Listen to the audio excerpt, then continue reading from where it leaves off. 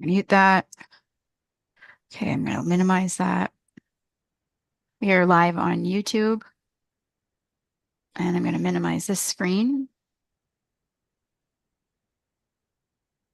And pull up my agenda package.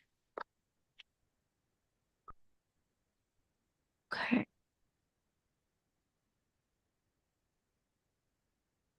So we'll just wait for everybody to join.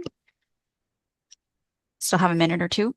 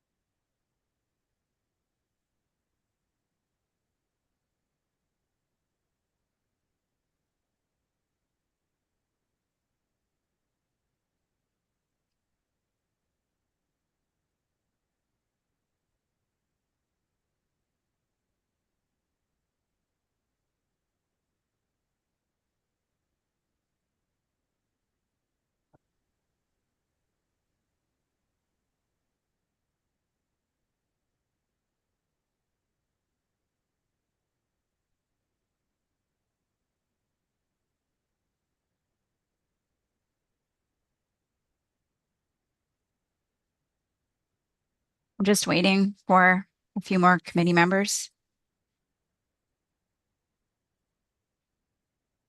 Hi, Corey.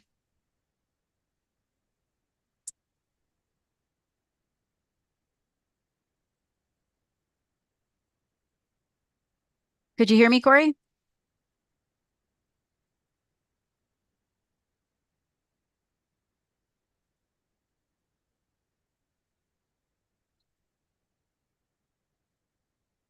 You're on mute, but hopefully you can hear us. Okay, great. Okay, so we've got Andre, Donna, Corey, Mark. We just need one more. We should be joined by Eric and Tori shortly. So we'll give them another minute.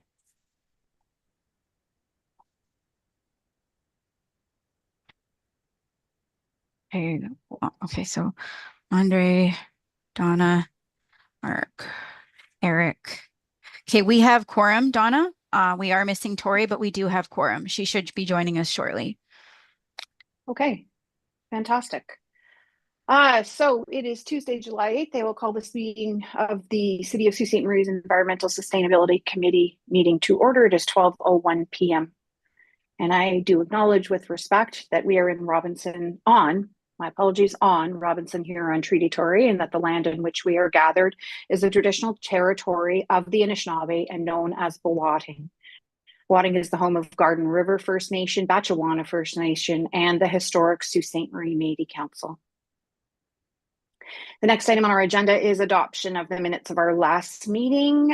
So need someone, and if you could pay attention to this, because I don't, Yep. I have it right here, who was at our last meeting to move into second adoption of the minutes of our last meeting. It'll have to be either Eric, Mark, Andre, or yours. Right. So okay. Thank you, Mark. And looking for seconder. Thank you, Eric. Excellent. Any additions, deletions, changes from the those minutes? And seeing none, all in favor of approval of those minutes. And that is carried. I know Andre is working without camera today because of it's better for service on his side.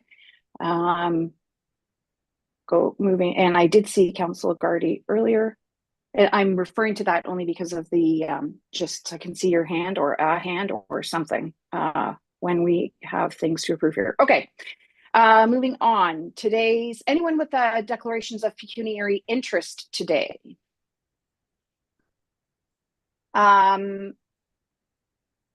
Does Councillor Gardy have a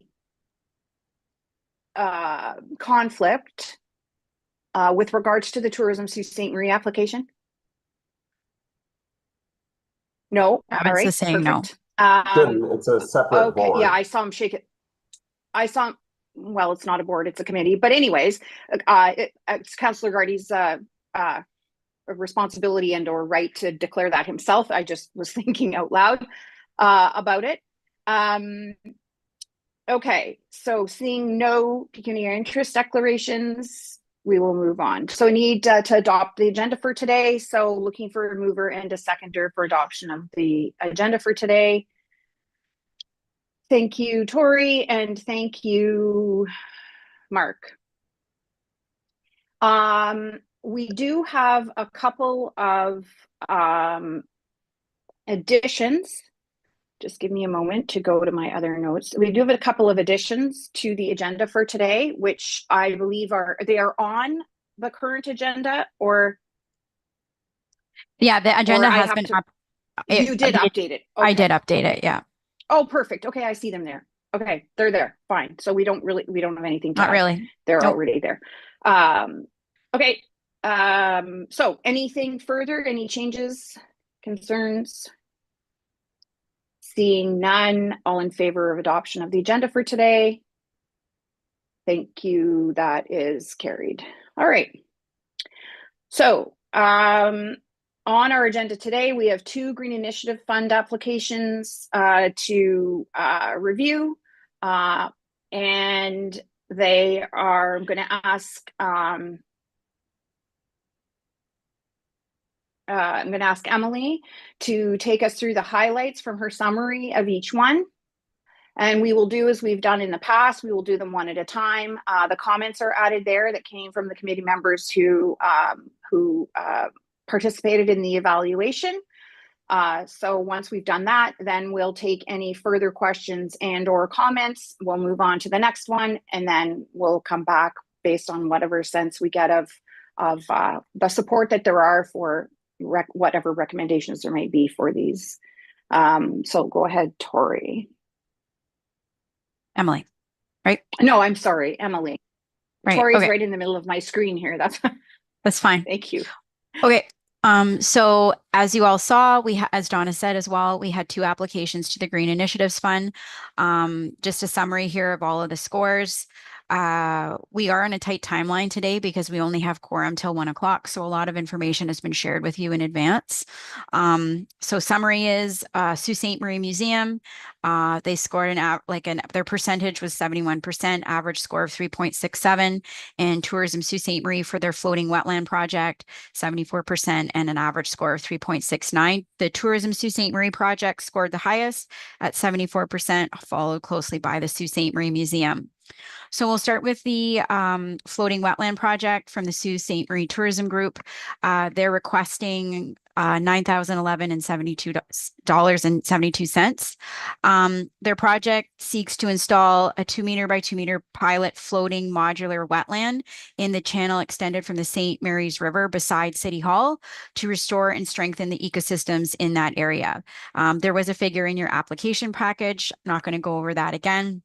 For environmental sustainability, they scored 3.5, community impact 3.5, financial analysis 4, and innovation and collaboration 3.8. There were some questions from committee members that you have all been shared, just again in the spirit of efficiencies. So I'll just quickly go over some of the answers here. There were questions about like what happens at the end of life for these floating beds. They are manufactured plastic-based material with a 100-year warranty, design life of 25 years. This is a small-scale pilot of a system. The St. Mary's River is an area of concern. There were questions about like pollution and legacy that is being addressed by the Remedial Action Plan between Canada and the United States. Outreach to the St. Mary's River RAP coordinator Lisa Derricks informed us that the legacy of pollution in the river was enough for it to be classified as an area of concern. So the recovery has been challenging, but a lot of work has been done. There is still a loss of fish and wildlife habitat beneficial use impairment, which means that we are still working towards improving the habitat conditions in the area.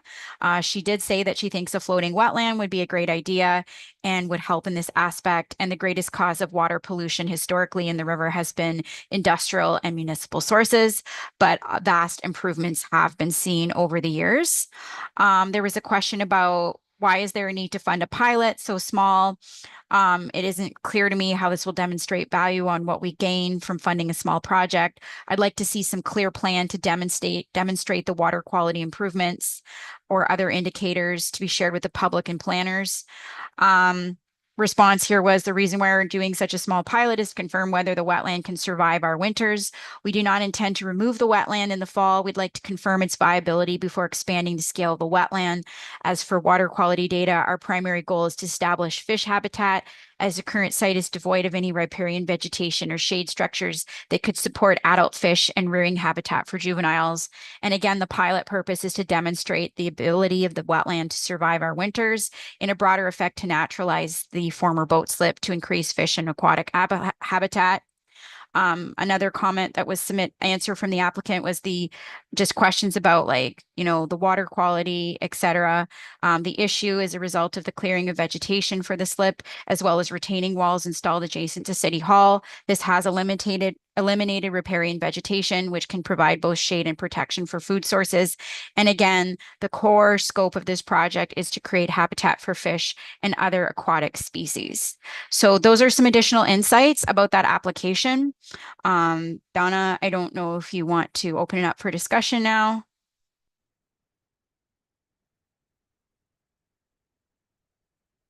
You're muted. Thank you, Emily.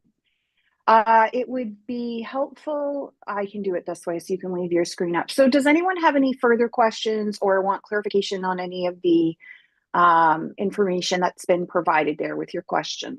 Go ahead, Andre. I was just wondering why that slip was built in the first place. I'm just curious, but just wondering if anybody knows that. I do. Andre, it was the former AB McLean site, so where they moved aggregates and materials to support, whether it's construction of bridges, whether it was installation of retaining walls, those kind of items, and it had a barging site as well. So I guess that's taken in consideration in the overall vision for that area of waterfront, I assume, right? For the bigger plans in the long term? Yeah, that's correct. One of the key items in terms of community consultation with the waterfront plan was the identification of naturalizing our waterway with the installation of vegetation, riparian habitat, habitat that would support aquatic wildlife along the river. So the pilot project is really going to answer some of the concerns or questions whether there is this is a viable in a bigger scopes. That's correct, right? Yeah, that's correct. We want to make sure that before we do a larger, scale project, particularly on the areas where we have retaining walls, it's one of the only ways that we can actually determine or, increase riparian vegetation and vegetation as a whole is through these floating wetlands. And if they don't last through the winter, then, it's not something we're going to do on a larger scale. So this would take possibly a few years, and then at that point, I think when a more permanent solution, if the viability is there, the idea would be to, use more like nature-based kind of product to let Mother Nature take over that spot again. That's kind of the vision that I see. Is that correct, Travis? Well, yes, in the shoreline areas where that's possible, where you have a metal retaining wall that's going down, it's not possible for us to construct shoreline or, put shoreline vegetation or really any items that would kind of provide shade, habit, or predator protection, and also resources in this Okay. type of waterway. Okay, thank you.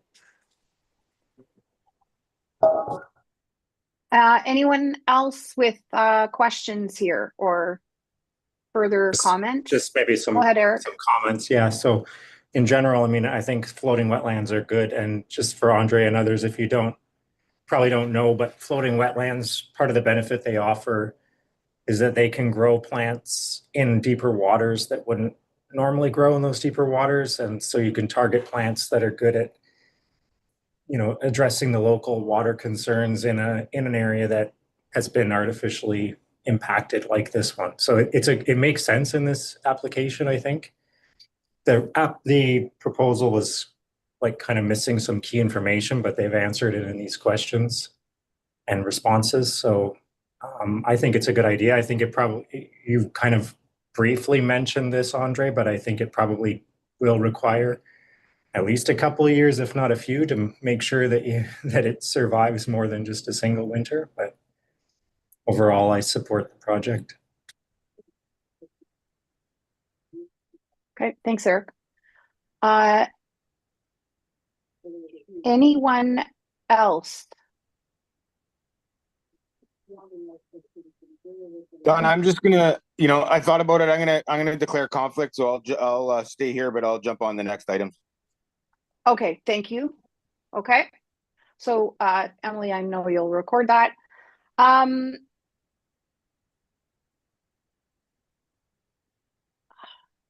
Okay. Let's move on to the next application from the museum, Emily. Okay, here we go. Okay, so we received an application from the Sault Ste. Marie Museum for their environmentalism database and consortium project. They're looking for $11,800. This is a 3-phase project to create a digital database that will document local environmental action, assets, and the history of environmental activity in Sault Ste. Marie and Algoma. This will serve as a comprehensive resource and also be the foundation for 2 interactive portable exhibits designed for community outreach. The exhibits will feature digital screens, banner ups, and other display materials, and will be raised to educate the public, particularly youth, about current and past environmental activity in the city and encourage involvement in ongoing environmental initiatives. There'll be phases, starting with the creation of the database, surveys to gather data on local environmental actions, designing and building the exhibits through outreach to schools, colleges, community groups. And the databases and exhibit will be used to bring the environmental organizations, businesses, and government departments together to determine the need and support for a new incorporated not-for-profit consortium similar to those you see in other communities. And there'll be an evaluation to assess the impact and community engagement. So for environmental sustainability, they scored 3.3, community impact 4.5, financial analysis 2.8, project innovation and collaboration 3.8, average score 71% or 3.67. As a side note, we aren't in such a rush anymore because we have more than just quorum. We have an extra person, so we do have the full hour and a half, which is a relief. So some of the comments received were efforts should be made to make the required purchases for equipment, signage, etc., from local suppliers. There were quite a few questions about like the consultant, so I'll just read them here and the answers. Can you clarify if the consultant is going to be in charge of designing the programming or implementing it? Who will get it done, the consultant or the museum? So Chris Lee will implement the project as the consultant with assistance from museum board members and staff, point person to distribute the survey. Chris has an environmental engineering diploma from Sault College, former director of Atomica, familiar with the agencies in the environmental sector. As it pertains to letters of support, there were none from the contributing partners. School Boards Legion, can you clarify the involvement of the partners and people who gave letters of support? So the museum approached environmental groups, PUC, Clean North, Conservation Authority, Innovation Center, Algoma Highlands, rather than organizations that currently support the museum. They felt it would be looking for support from the project from the environmental sector. It is these organizations that they will be soliciting for participation in the database, as well as contributions of money, expertise, and data for the exhibit. Then there are questions again about the bulk of the cost being for the consultant. However, there is no description of the consultant is doing or why they're being contracted versus in-house, or how the consultant was selected. So the response from the museum was, our staff is overworked with all the cutbacks we've had to make and the current heavy workload of events in the tourist season. They don't have any experience in the environmental sector either. They approached Chris when they learned that he had left Atomica because they were familiar with him and his work and felt he could do a good job. Most of the cost is for consultant time. They expect other agencies to contribute money, artifacts, expertise, etc. Again, staff, similar question about the consultant fee. Just a note for application guidelines from myself, staff earnings are not eligible, but consulting fees are to the Green Initiatives Fund. So happy to open it up for discussion now, Donna. Sure. Anybody with further questions and or comments? I am not seeing any. Okay, well then we're going to work backwards here now, just so we don't go back and Councillor Gardy is in and out and in and out. So this has, Emily, could you kindly go back to the summary, please? Thank you. So could I get a sense of where everyone is feeling in terms of the museum project? It received a 71% average percentage score and a 3.67 project average score. Could I see which are, well, I guess they're a little bit higher than in the middle. So could I get a sense from, is there anyone who is willing to move? And then following that to second, any type of full funding for this or any version of funding for this project on the museum? Yeah, I guess I was happy with both of them, so I'd be more than happy to be the mover on them. Okay, all right. So still just sticking to the museum. Mark is willing to move, and is that full funding for that, Mark? Yes. Okay, fantastic. I'm looking for someone to second that. Thank you, Andre. So we do have a mover and a seconder for full funding, $11,800, I believe is the amount, for the Sault Ste. Marie Museum's Environmental Database and Consortium project. Any further discussion, questions, anything on that project? Okay. Sorry, I'm sorry if I'm missing it. You're in a small space at the top of my screen. You're here, not so I'm just missing going to say anyone. one more time. Thank you. All right, so all in favor of approval of that from the Green Initiatives Fund. Fantastic, that is carried. Okay. So now Councillor Gardy is going to step away again while we come to the Tourism Sault Ste. Marie project. So once again, this is at a 74% percentage, 3.69. They're looking for around 9,000 and sorry, change. 9,000. Sorry, my phone started ringing. 9,000 and change. Mark, am I understanding you're willing to move both of these, correct? Yep. So looking for someone to second, and I will suggest that full funding. Thank you, Eric. So we have a mover, Mark. We have a seconder, Eric, to recommend the full funding of this particular application. Anyone with further questions or comments? Seeing none, all in favor of approval of this application at its full funding.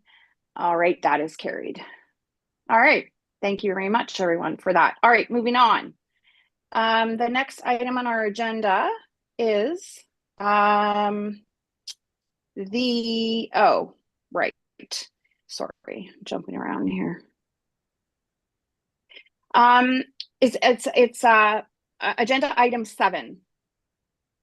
And I guess in order to discuss, I need someone to move into second. So following the last meeting that we had, where the sustainability report was presented to council, we had a discussion at our meeting and addressed some concerns, and agreed that we would write a letter, which I undertook to do, to the mayor and council, addressing our concerns and requesting a meeting.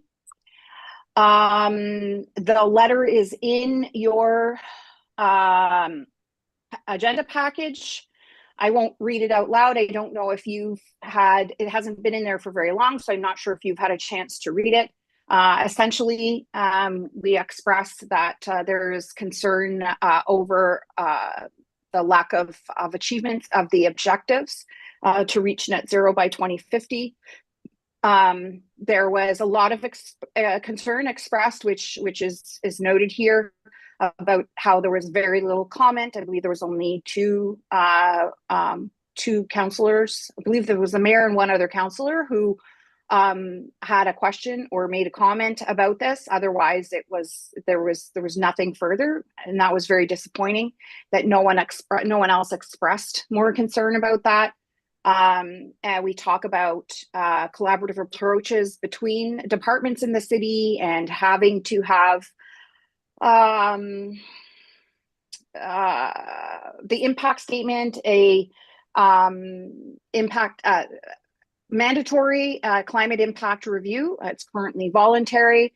We referred back to the letter we had sent 2 years ago, and mentioned that which we had spent a significant amount of time putting together in terms of what we thought should be short-term and long-term priorities, so we're 3 and 3, and that while some of these things had been considered or in some cases somewhat addressed, we didn't feel like much had happened. And, we're looking for us to get back on track as a community, and so that we can make things up and achieve our goals. And that's going to take significant investment and initiative and action to do so. So there's the letter as it stands. So I would be looking for someone to move and to second, so that letter can be discussed, or anything addressed there. So could I have someone to move into second the agenda item, which is letter with regards to the sustainability report? I am not. I'm sorry. Andre will move. All right. And Tori will second. Thank you very much. Okay. So now that we can now have a discussion. Any questions you have? Any concerns? Anything further? It's also shared on the screen, Donna, for those who want to see it. Yes, I can. Yeah, that's great. Thank you for doing that. So one more time, anybody got questions or concerns, suggestions? I'll just give it a second in case you have not had a chance to fully wrap your brain around it. Okay, I am not seeing anything, so yes. Whether I was muted or not, sorry. To be totally fair, I have not had a chance to fully digest it. Okay. And that's my only request, is that I'm given a bit more time before I could even state or ask questions about it. That's my only concern. Okay. That's fine.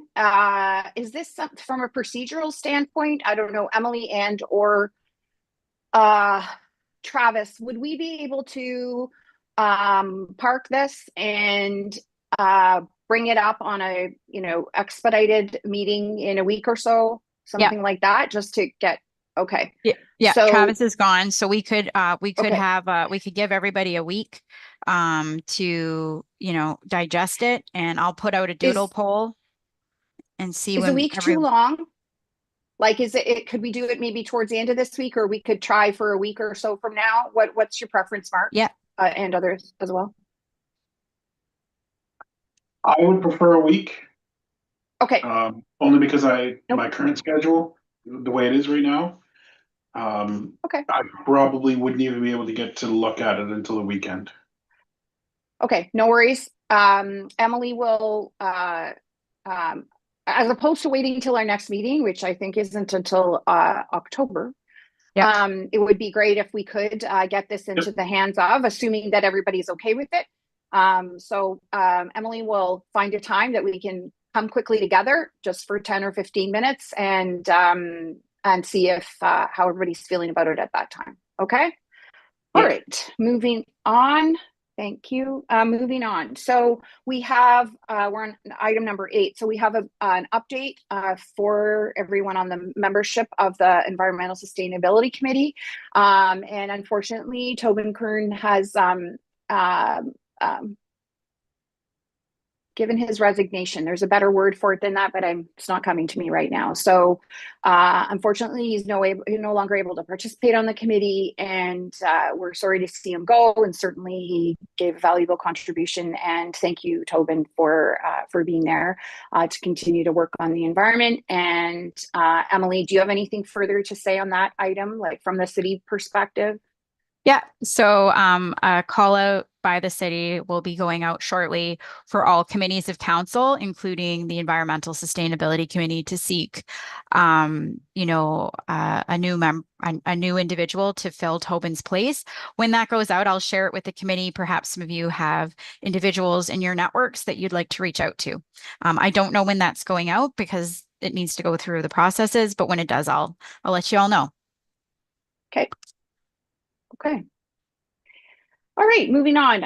So the last item on our agenda is Emily's staff update. So Emily, take it away. Okay. Escape. Okay, I'm just going to share my screen.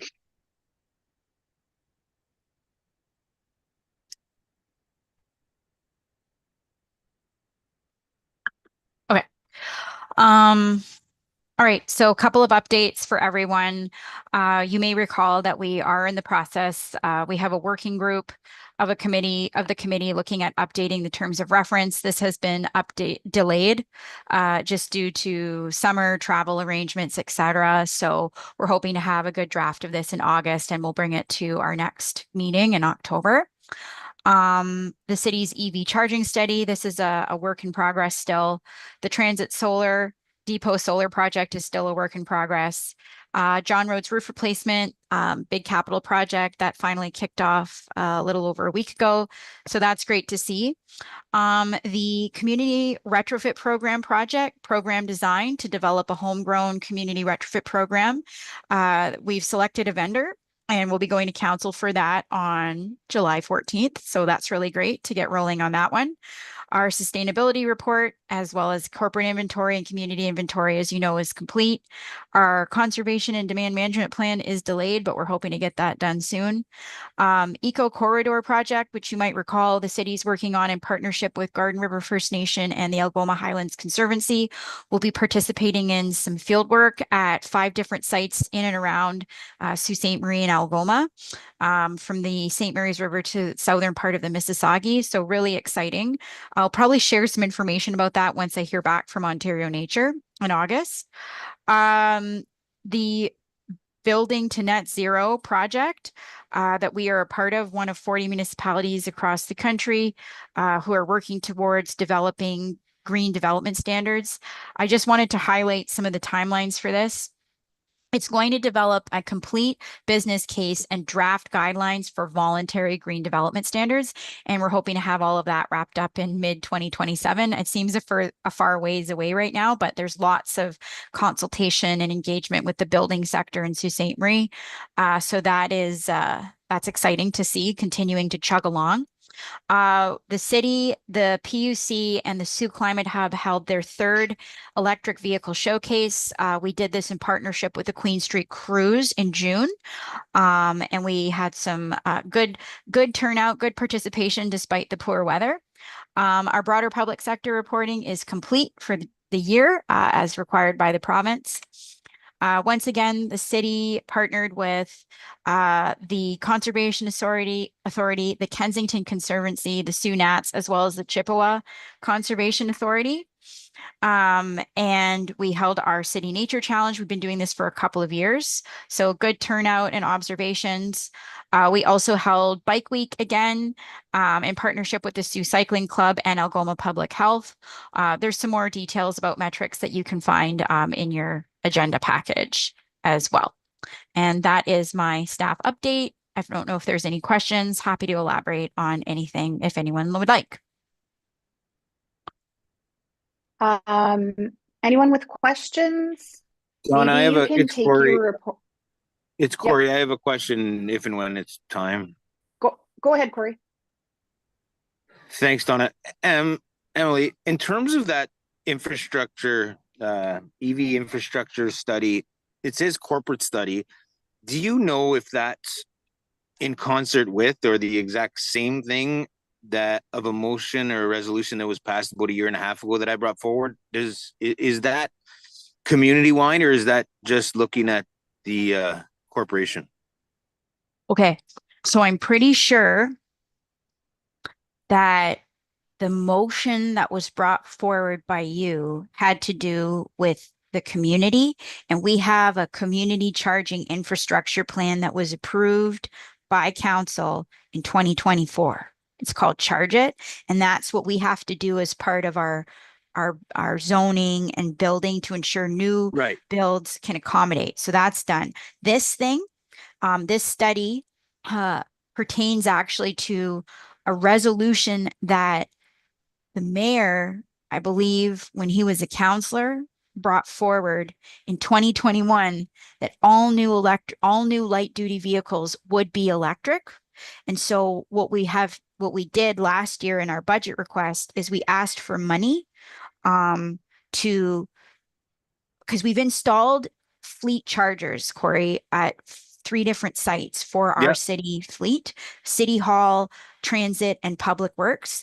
But we need to do a costing study to assess what is it going to cost, because putting a charger in is small. It's the infrastructure upgrades. That's what this study is going to do.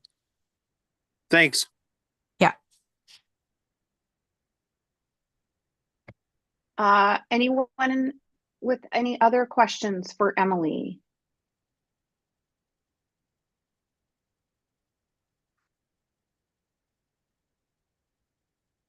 I am not seeing any, although it kind of looked like Eric was going to ask a question, but I guess not.